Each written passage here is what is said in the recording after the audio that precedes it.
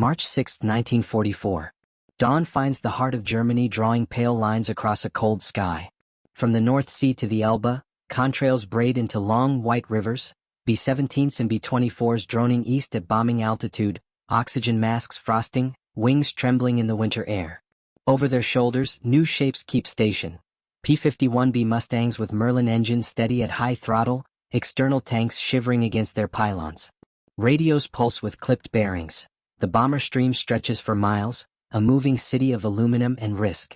Far ahead, Berlin's flak belts begin to wake. In dispersal bays north and south of the capital, ground crews pull chocks. Bf-109s and FW-190s roll toward the sunlight, black crosses stark against the frost. Sirens fold over the rooftops, and the fighter controllers call vectors to altitude. The Luftwaffe expects heavy bombers without teeth. Instead, the escorts slide forward, untethered, hunting, toward the assembly orbits where German interceptors once formed unchallenged. What happens next will reset the arithmetic of the air war. To understand how this moment became possible, we first trace the road that led here, the failures, the machines, and the doctrine that changed. The air war over Europe changed in the autumn of 1943. It changed in numbers, in steel, and in blood. The 8th Air Force had pushed its doctrine, daylight precision bombing, deep into Germany, trusting tight combat boxes and .50 caliber guns to hold off fighters. On August 17, 1943, the Schweinfurt, Regensburg shuttle struck ball-bearing plants and an aircraft works. Escorts could not stay the whole way. 60 bombers fell. On October 14, 2nd Schweinfurt went in again. 291 B-17s launched. 60 did not return. That day became known for what it cost. The deep raids paused. The logic of unescorted daylight bombing had cracked. Commanders took stock. The enemy's fighter force was intact, adaptive, and guided by a tight air defense system. The bombers could not win the air war alone. To reach central Germany with acceptable losses, the United States would need fighters that could go the distance, fight at altitude, and still come home. Some escorts could reach partway, P-47s with added fuel, P-38s with twin engines and long legs. But cold weather, reliability issues, and range gaps left openings the Luftwaffe exploited. The problem was not small. It was the geometry of Europe itself. A new airframe stood ready to change that geometry. The Mustang had been born to a British request and first flew with an Allison engine that excelled at low altitude. Then the airframe met a new heart. Rolls-Royce fitted a Merlin with a two-stage, two-speed supercharger. Packard in the United States built it as the V1650. Now the P-51B and P-51C could breathe at 25,000 feet and higher. The wing was clean. The radiator scoop added thrust at speed. The cockpit gave good visibility. With drop tanks hung under the wings, the aircraft's maps widened. Fuel turned range from hope to plan. Metal 75-gallon tanks appeared first. Then the 108-gallon paper tanks, laminated and meant to be thrown away, arrived in quantity in early 1944. 2 of those, plus internal fuel, pushed operational radius far to the east.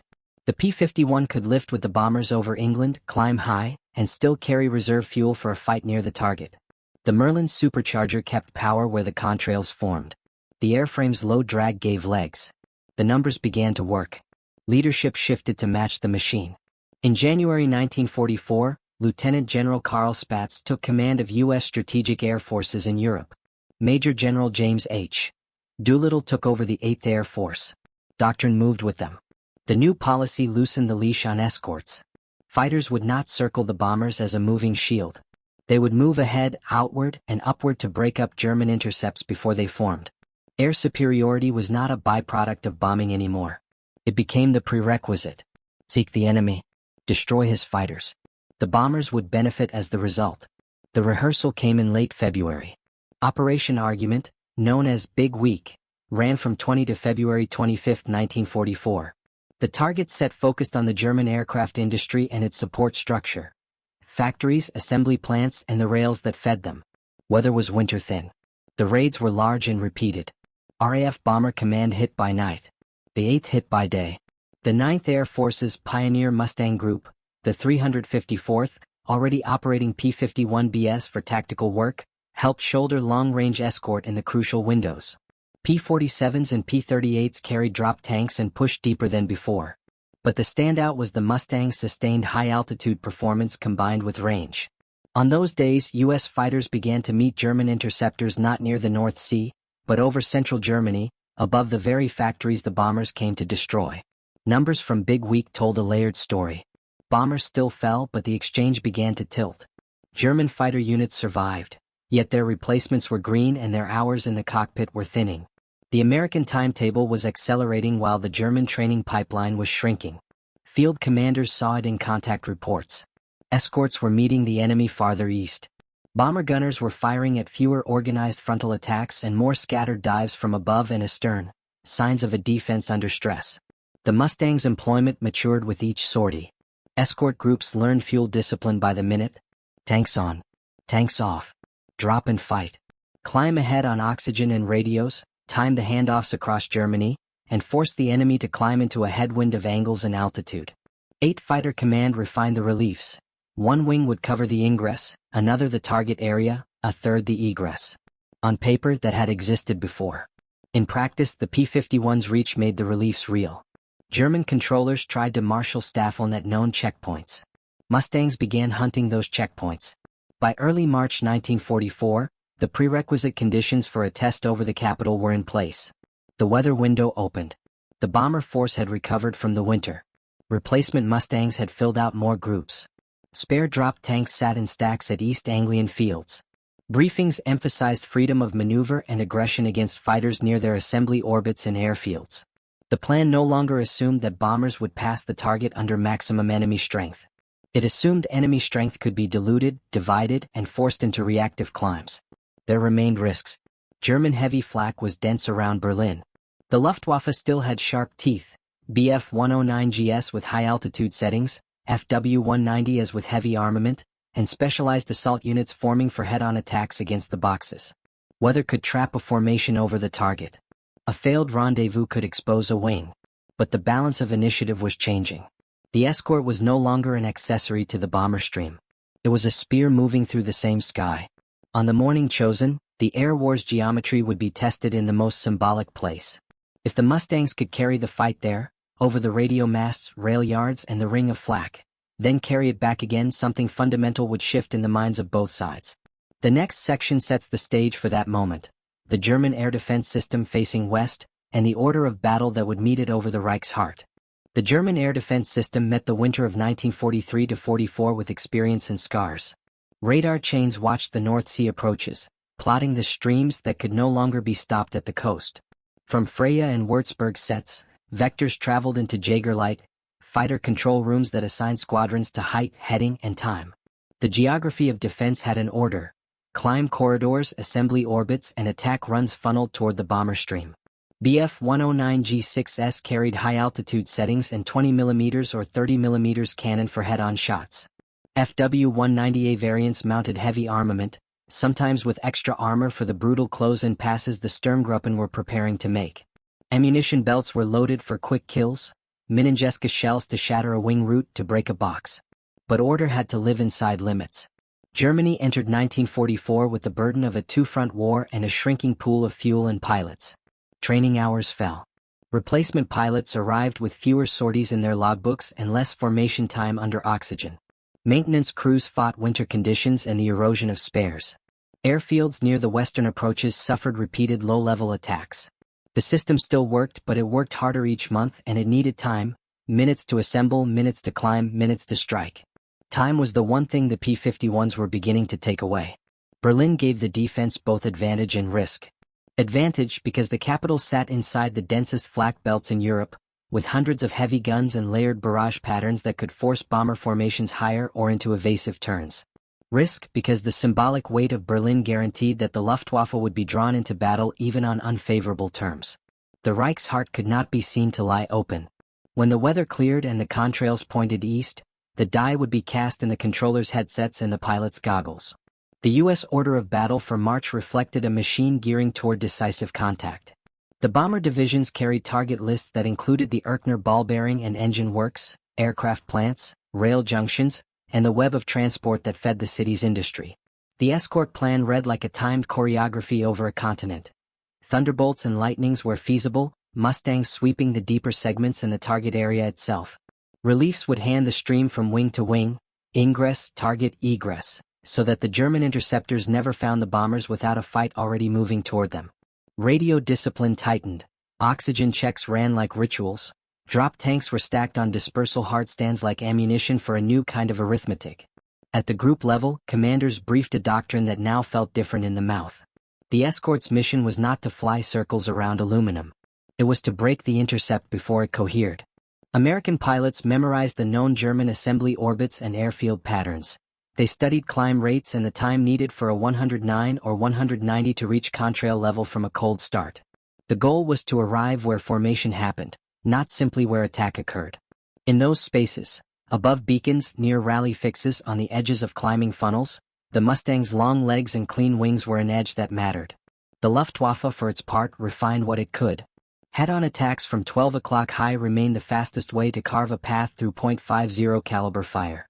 Specialized Sturmstaffeln trained to drive in from astern with armored FW-190s, gunnery adjusted to set wing tanks afire.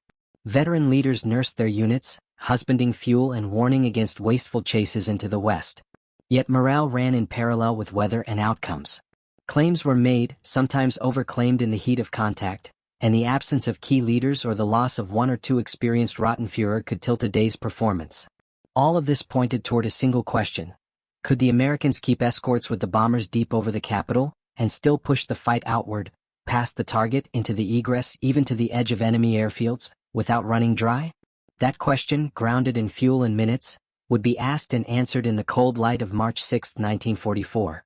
And as that morning came, the many angles of the coming clash, human, tactical, technological, enemy, leadership, and moral, crystallized into choices inside cramped cockpits and crowded control rooms, setting the stage for the moment when expectation met surprise.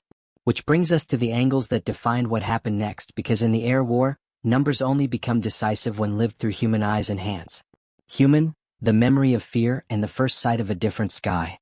The bomber crews that watched England fall away beneath their wings in early 1944 carried a ledger of names: Schweinfurt, Regensburg, Bremen, written in missing tail gunners and empty bunks. They knew the sound of an attack arriving. The sudden tightening of the formation, the calls over interphone, the arcs of burning aluminum falling through cloud. In 1943, the deepest legs had meant minutes without friends. Now, as Germany's rivers and forests slid under the formation, the silhouette of a Mustang held station where memory expected empty air. The sight was a physical change in the cockpit, the shoulders easing under a flak vest, the gunner's voice less brittle, the navigator tracing checkpoints with a steadier pencil. A P-51 slanting forward under drop tanks was not a talisman. It was a promise that someone could meet the intercept at its source rather than at the bomb bay doors. Across the lines, human experience bent the other way. German pilots scrambled into winter air with a mental map of timing: launch, climb, assemble, and strike before the escort wall hardened. In earlier months, there had been space, moments to gather, to attack in volleys, to choose angles. On the Berlin raids, the first surprise was not the bombers but the hunters ahead of them. A 109 reaching altitude to find Mustangs already arcing across the sun forced a rapid recalculation: fight early and local, or preserve altitude and hope to time a pass through the bombers. Neither choice felt like 1943. Tactical, Doctrine freeze the leash. General Doolittle's instruction to escort pilots: seek out and destroy the enemy, turn the geometry of contact inside out. Instead of running a perimeter around the bomber stream, Mustang groups pushed high and wide. They aimed at assembly orbits where Staffeln gathered, at climb corridors from known airfields, and at egress routes where a fatigued German fighter might try to pounce on a straggler. This forward-leaning posture broke the neat cadence of defense. Controllers issuing vectors found their plotted intercept intersected by American fighters with fuel to accept the engagement and speed to decide when to leave. The tactics also evolved in small things: altitude discipline to own the top of the sky, pairs and fours rejoining quickly after a diving pass, radio brevity to avoid chatter that cluttered the air. Drop tank management became a kind of tactical clock. Keep them until the moment of contact. Jettison clean and commit. Close escort never disappeared. Some flights still rode herd on the boxes, but the center of gravity slid to aggressive interception. The P-51B divided by C was not the only long-range escort in the theater, but it was the one whose combination of Merlin power, two-stage supercharging, low drag, and efficient wing turned altitude into endurance. At 25,000 to 30,000 feet, the contrail whirled, the supercharger's second stage kept surplus power where many other fighters faded. Clean aerodynamics returned speed for each gallon, and the laminar flow wing helped the aircraft carry that speed into the fight. With 75 or 108-gallon drop tanks under each wing, internal fuel in the fuselage and wings, and careful mixture control, a Mustang could be deliberately ahead of schedule over central Germany, arriving at rendezvous with minutes in hand, not minutes in debt. Guns and sights mattered too. 6.50 caliber Brownings with consistent ballistics simplified aiming. Gyro and reflector sights improved deflection shooting as pilots learned the feel of the aircraft. Allied radio procedures, rigid and rehearsed, kept formations communicating over great distances, while the Luftwaffe's own radio discipline had to contend with jamming, language differences among units, and the basic friction of fighting on interior lines under constant pressure. Technology did not win fights by itself, but it moved the threshold for what was possible. It made Berlin and back a plan rather than a boast. These three angles, human, tactical, and technical, converged over the capital like the contrails themselves, and the view from the other side completes the picture. German fighter controllers working the Berlin sector on clear days in early March faced a problem that had changed shape since autumn. Time on station was finite, the climb to contrail level consumed fuel, and every extra minute spent assembling a cohesive strike was a minute in which Mustangs could arrive to contest the orbit. The classical methods, staggered Staffeln, converging head-on passes, disciplined roll-in from above, still worked in principle. But when the first American fighters appeared not with the bombers but between the airfields and the assembly points, the plan became reaction rather than orchestration. Pilots had to choose between preserving energy for a bomber attack or defending themselves immediately. Either way, the attack's mass suffered. Climb rates and altitudes owed much to weather. On days when inversion layers and thin cirrus marked the sky, contrails advertised both sides' positions. Controllers saw the long lines and built a mental picture. But every vector issued carried the caveat that the enemy had already entered the plot. Meanwhile, fuel allocations, tightened by 1944's realities, meant that repeated scrambles bled the day's reserve. A single long chase toward the west could reduce an aircraft to emergency levels before egress. The result was a defense that could still bite, sometimes savagely, but found it harder to dictate where and when. Leadership, people who moved doctrines.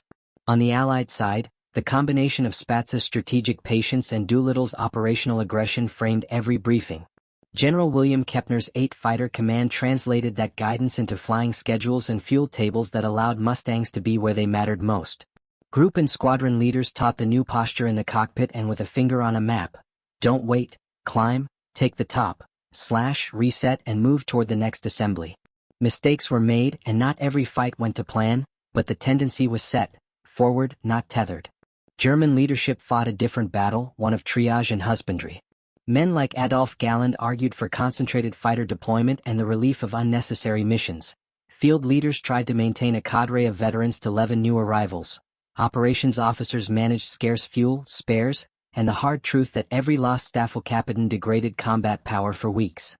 The Sturmgruppen were a leadership choice as well, an attempt to impose will at short range with armor and heavy cannon, accepting that losses would be heavy. In Berlin's sector, the necessity to respond overrode the desire to choose the ideal terms. Moral psychological, shock that echoed farther than claims. Pilots' diaries and post-war recollections point to a simple, stark observation. Seeing American fighters over Berlin changed how men understood the war's direction.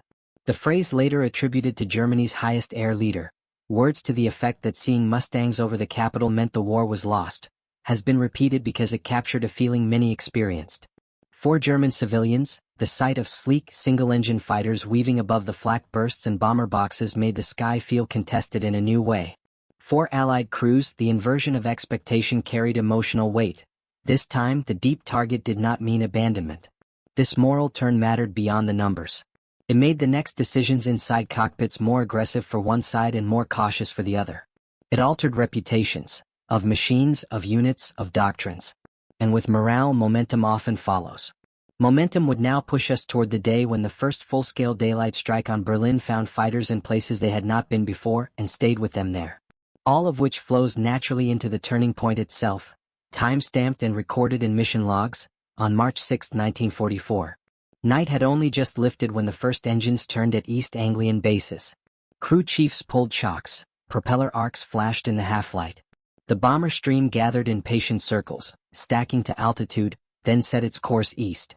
Weather over the North Sea was rough-edged but workable. Over Germany the forecast offered high cloud and thin cirrus, contrail country. Rendezvous points ticked by. Fuel checks rolled across interphones. The plan's clock started. As the stream crossed the coast, German radar plots thickened. Controllers in the Berlin sector understood the signal. A full-force raid with divisions committed. Scramble orders went out to fields ringing the capital. Bf-109s and Fw-190s clawed for height, their climb profiles a practiced geometry. But the geometry in the west was new. Ahead of the bomber stream at altitudes where the cold bit through gloves and mask tubes stiffened, Mustangs began to appear, pairs and fours silhouetted against a washed white sky. They were not circling the boxes, they were drawing lines toward German assembly fixes. Some of the first clashes were sudden and local. A staffel forming over a beacon found a section of P-51s above and to the sun, rolling into a high side pass that scattered the orbit before it congealed. Elsewhere, a swarm climbing in clean air accepted a turning fight rather than risk a powerless merge with the bomber stream already escorted. Radios on both sides crackled with short words and coordinates. Drop tanks fell away in glittering arcs. The fight reached up into the contrails and down toward the haze layer as engagements multiplied and dissolved. On the bomb run, Berlin's Flak answered with weight. Heavy batteries bracketed the lead boxes. Shell bursts stitched altitude bands with black flowers. Bombardiers called corrections. Pilots held steady through the turbulence of explosions. Yet even here, in the heart of the target, escort flights appeared, briefly, purposefully, arcing above and ahead. The old belief that the target area belonged entirely to Flak and German fighters no longer held. Mustangs made short, violent passes at interceptors lining up for head-on attacks, or they dove through the pattern to disrupt an astern strike forming outside the Flak cone. It was not constant, no escort could be everywhere at once. But it was frequent enough to change outcomes. The Egress wrote the day's headline. Where 1943 missions too often left burning stragglers to the mercy of opportunistic fighters, March 6 saw escort groups push with the stream and beyond it. Some American pilots chased engagements past the city's ring, pressing German fighters toward their own airfields. Dogfights slid west across the map, front-running the bomber columns and tacking on to their sides. In place of a single melee, the day became a succession of short fights, each costing minutes and fuel that Germany could ill afford. Losses were real as they always were. Flak and fighters shot down dozens of bombers. Contemporary tallies put the number near 70, while the escorts lost aircraft of their own. Claims rose high on both sides as they often did in the fog of a winter sky. German records point to significant fighter write-offs, and American combat reports recorded victories in numbers that reflected the shock of first contact under the new doctrine. What mattered more than the exact ledger was where the fighting occurred and how it felt to the men inside it.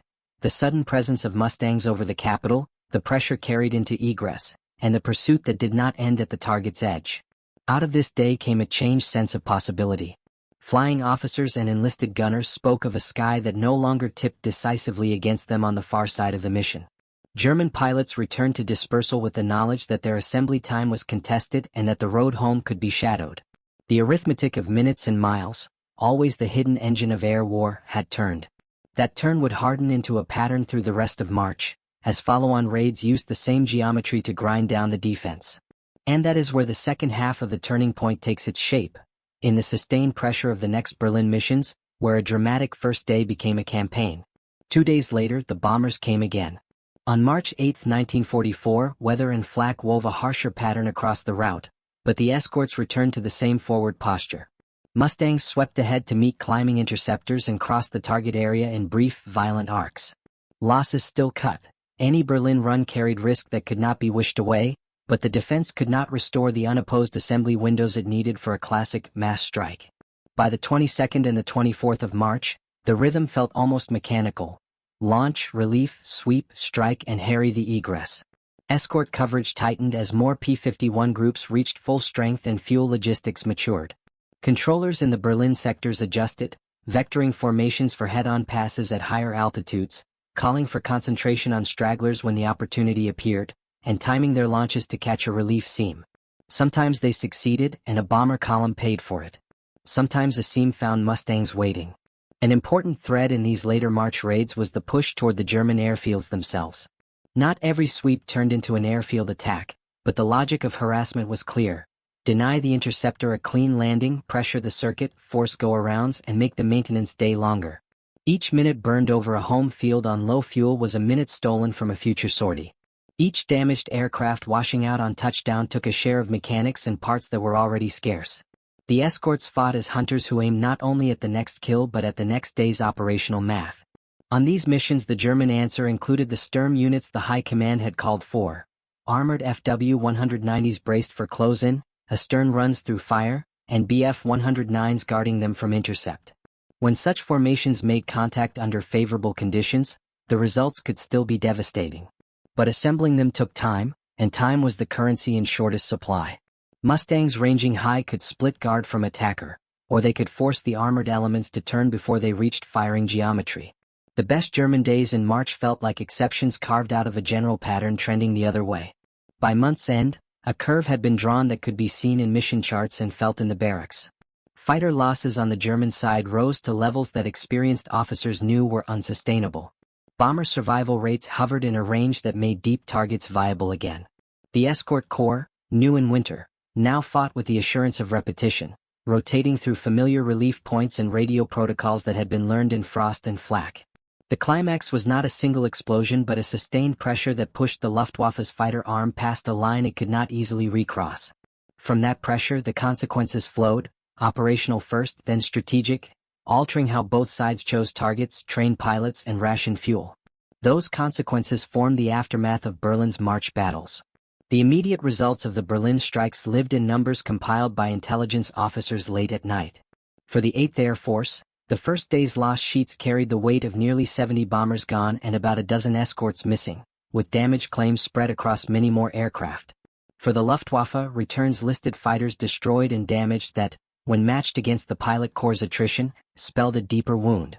The sheer replacement burden, airframes, engines, trained men, outpaced the system's ability to repair itself. Operationally, the most important change was not a single tally but the shape of the ledger across weeks. Bomber commanders saw that deep targets could be serviced with survivability they had not enjoyed since the summer before. The presence of escorts in the target area and during egress cut the opportunity window for enemy attacks into smaller segments. Stragglers still fell, Flak still tore wings, but the rhythm of the raid no longer guaranteed that the second half of the mission would be a gauntlet of unopposed fighters. Planning could now include targets that had been set aside after Schweinfurt. The oil campaign, rail junctions, and aircraft plants deeper inside the Reich came back within reach on a schedule that matched the broader Allied timetable. For the Luftwaffe, the operational picture turned gray. Fighter Gruppen struggled to keep veteran cadres intact. Instructors were pulled to frontline units. Training syllabi shortened to put replacements into combat before the season turned. Maintenance crews worked miracles with dwindling stocks, cannibalizing to keep a corps ready. Fuel allocations tightened so visibly that pilots measured their aggression against the needle. The cost of a long chase westward became a calculation not just about a single sortie but about tomorrow's launch roster. Airfield harassment, landings under threat, go-arounds on fumes, further drained the day. The doctrine of escort turned into doctrine of dominance.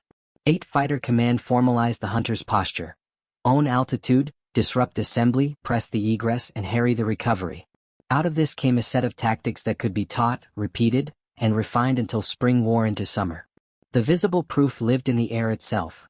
More Mustangs and Thunderbolts over more of Germany for longer stretches, with pilots who now believed that pursuit over Berlin and back was a feasible duty cycle rather than a gamble. That belief, matched to machines and fuel, made subsequent operations harsher for the defense and steadier for the offense. Those operational shifts did not exist in a vacuum. They linked to larger choices about how to use air power as a lever on the war's grand strategy, and the Berlin raids provided the precedent and the confidence to pull that lever harder. From operations we moved to strategy. At the strategic level, Berlin in March 1944 did 3 things at once. It signaled to occupied Europe that the Reich center was penetrable by day, under escort, on a schedule the Allies could sustain. It demonstrated to the Soviet Union, already carrying the main land burden in the east, that Western air power could reach the political and industrial heartland that had once seemed a distant sanctuary. And it told German leadership that the air over their capital was contested in daylight by single-engine fighters whose presence implied a widening reach across the whole of the Reich. These signals translated into campaigns. The oil offensive, which would become a decisive squeeze on Germany's mobility and mechanized warfare, gained momentum as planners saw the survivability envelope widen. Rail interdiction, the webs that carried coal, ore, and troops, felt a sharper edge. The aircraft industry, battered in Big Week, found the blows continuing, not episodically but as part of a sustained rhythm. Night and day combined, RAF Bomber Command hammered by darkness, the 8th and increasingly the 15th Air Force struck by day. The Luftwaffe's fighter arm, intended to shield that industrial base, found itself burning pilots and fuel into an equation it could no longer balance. There was also a strategic psychological shift that affected diplomacy and coalition warfare. Confidence inside Allied councils thickened. Arguments for caution lost their edge when Berlin missions could be planned and flown without repeating the worst losses of 1943. Coordination with the ground offensives scheduled for later in 1944, the invasion of France, the breakout, the race to the German frontier, benefited from an air environment trending toward superiority. The learning that escorts could impose terms far from their own coast paid dividends when armies needed air cover over bridges, marshalling yards, and road nets under stress. On the German side, strategic reactions emerged out of limitation. The formation of Sturmgruppen reflected a choice to exchange survivability for striking power in close quarters. Emergency fighter programs tried to push airframes like the Bf-109 and Fw-190 into heavier armament configs while keeping climb performance acceptable. Jet projects, Me-262, moved forward but too slowly and within a fuel economy that could not support a revolution by itself. Pilot training, the real long-term base of any air arm, never recovered the hours lost. The Berlin and back reality meant that any concentration of fighters to defend the center came at the cost of weakness elsewhere. The strategic arc is visible looking forward from March. Within weeks, deeper targets turned from exceptional days into regular calendar entries. Within months, the Luftwaffe's fighter arm would be outnumbered, outtrained, and increasingly short of fuel. Within a season, the Allies would attempt and then sustain landings in France under an umbrella of air that mirrored what the Mustangs had tested above Berlin. Strategy followed operations, and operations had changed the sky. From strategy, the view resolves into a quieter, steadier understanding of what these flights meant, not just to the war's outcome but to those who climbed into those cockpits and sat in those plexiglass noses. That understanding shapes the reflection that closes this story. Stand at the edge of a March airfield in England and watch the winter light give way to a hard noon. The sound that fills the ears is not a single roar but a layered chord, engines testing, props biting, fuel trucks ticking as they cool. In 1943, the men who walked to their aircraft and looked east carried in their bodies the knowledge that distance would turn against them. In March 1944, the same walk felt different. The sky had not softened and the flak over Berlin had not thinned, but the balance of minutes and altitude, the war's cold arithmetic, had turned their way. History often pivots on something that seems abstract until it becomes personal. Range is a number on a chart until it means an escort's shadow on a bomber's wing over the target. Doctrine is a memorandum until it becomes a pair of Mustangs above your orbit as you climb into a fight you used to own. The Berlin raids of March 1944 did not end the war. They did something more fundamental. They erased an old limit and replaced it with a new expectation.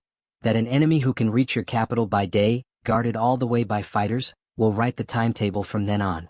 For the Luftwaffe pilots who saw P-51s above Berlin, the recognition was immediate and unsentimental. It was the knowledge that time, their most precious metric, was being spent faster than it could be saved. For the American crews who felt a Mustang slide into the high sun at the moment they expected to be alone, it was something else. Not invulnerability, never that, but the knowledge that the fight now began where it should, before the bombs fell and long after they were gone. In the end, contrails fade. The sky returns to silence, the maps are folded, and the ledgers close. What remains is that turn in the air's geometry. The day a long, clean wing in the Doctrine that matched it chased the defense over Berlin and back, and with that motion, marked a point on the calendar after which nothing in daylight over Germany would be quite the same.